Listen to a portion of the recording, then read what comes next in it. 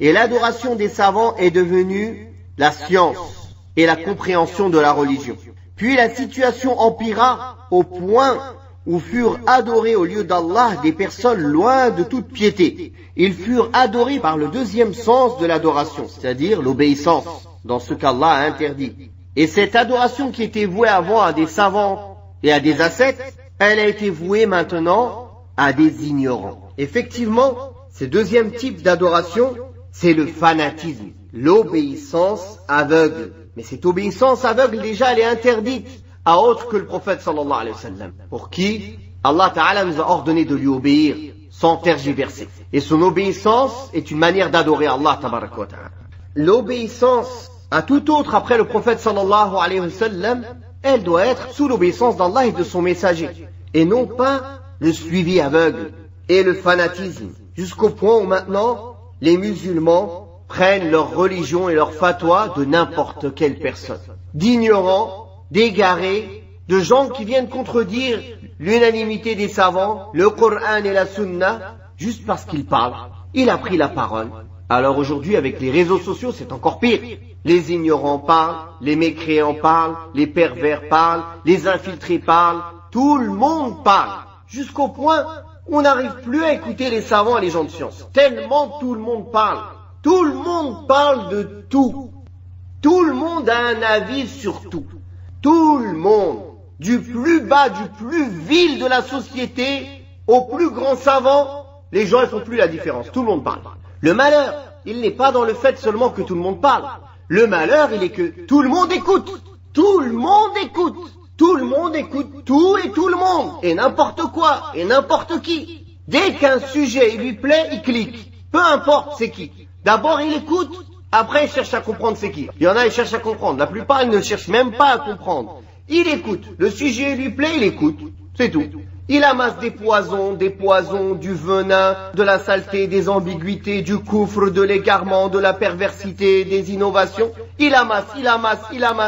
Et après, il vient et polémique avec les gens de la vérité. Comment on veut être sauvé comme ça? Comment? Et cette obéissance à ces ignorants, pour beaucoup, elle est devenue du shirk akbar. Comme ceux qui obéissent à ces ignorants dans le fait de rendre halal ce qu'Allah a rendu haram, et dans le fait de rendre haram ce qu'Allah a rendu halal, dans le fait de prendre ça comme une religion qu'ils suivent. Ils le prennent comme une religion qu'ils suivent, dans la contradiction de l'ordre d'Allah Ta'ala et du prophète sallallahu alayhi wa sallam. Combien aujourd'hui de personnes qui sont écoutées par des centaines de milliers de gens, je ne parle que dans le monde francophone, qui remettent en question la sunna du prophète sallallahu alayhi wa sallam et les hadiths, qui veulent rejeter la sunna du prophète sallallahu alayhi wa sallam, qui veulent rejeter des croyances et des pratiques sur lesquelles il y a unanimité des savants depuis l'époque du prophète sallallahu alayhi wa sallam jusqu'à aujourd'hui. Et il parle au nom de l'islam, docteur en je ne sais quoi, il peut avoir tous les diplômes qu'il veut, même 15 doctorats en charia. Tous ces diplômes académiques ne sont que des moyens académiques d'atteindre certains postes ou de faire certaines recherches ou d'atteindre certains postes académiques. Ils ne sont pas une preuve en soi seuls. Il y a des mécréants qui ont des doctorats en charia, des ennemis de l'islam. Donc cela dépend. Qui est ce docteur? Et il y a des grands ulama qui ne connaissent même pas ces choses-là. Cheikh Ibn Baz, il a un doctorat. Tous les jours d'avant, ils connaissent même pas ce que ça veut dire, ça, doctorat. Jusqu'au point aujourd'hui, on devance ce nom docteur sur le cheikh, le alim, muhaddith. Pour nous, ça veut plus rien dire ça. Faqih, muhaddith. Non, c'est le del de docteur qui compte. Oui, alhamdulillah, c'est celui qui le porte. Il s'en sert pour des intérêts aujourd'hui, pour pouvoir enseigner dans les universités, pour avoir certaines places officielles. Certains diplômes sont demandés. Donc la personne qui s'en sert pour le bien de la da'wah, c'est une bonne chose. Si la personne qui s'en sert ou celui qui a ce diplôme est une personne, alhamdulillah, de science, c'est une bonne chose. Mais ce diplôme seul ne veut rien dire. Il ne prouve ni la piété, ni la science, ni la voix de la personne. Seul. Donc il faut faire très attention. Nous avons aujourd'hui carrément des gens qui appellent à la voix des Mu'tazila, de faire passer la raison avant les textes, de rejeter la sunna. Et on a des prédicateurs aux portes de l'enfer comme Islam Ahmed et ses élèves comme Ayman Taher et je ne sais qui du matin au soir remettent en question les hadiths du prophète sallallahu alayhi wa sallam et la bonne croyance.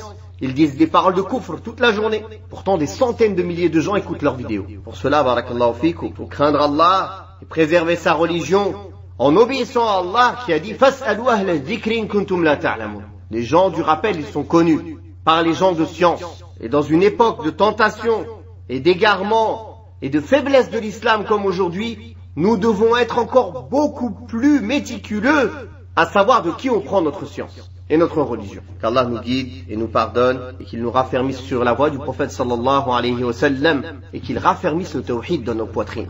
Une personne du tawhid, elle ne se fanatise pas, elle ne suit aveuglément personne sur terre à part l'ordre d'Allah et l'ordre du prophète sallallahu alayhi wa sallam. Parmi les hommes, il ne suit personne aveuglément à part le prophète sallallahu alayhi wa sallam.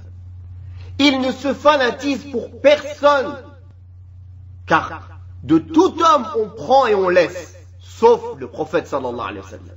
Sa sunna, elle est plus chère à nos yeux que nos vies, que nos enfants, que tous nos biens. On est prêt à se sacrifier notre honneur, nos personnes, notre argent, notre vie pour défendre la sunna du prophète sallallahu alayhi wa sallam. Alors comment on peut se fanatiser dans le faux pour telle ou telle personne, qui que ce soit cette personne, qui il est? Si c'est un grand savant, on laisse son faux et on le respecte lui. Et s'il s'est égaré avec son faux, alors on le laisse lui aussi. Et on respecte la sunna. Et on respecte la vérité.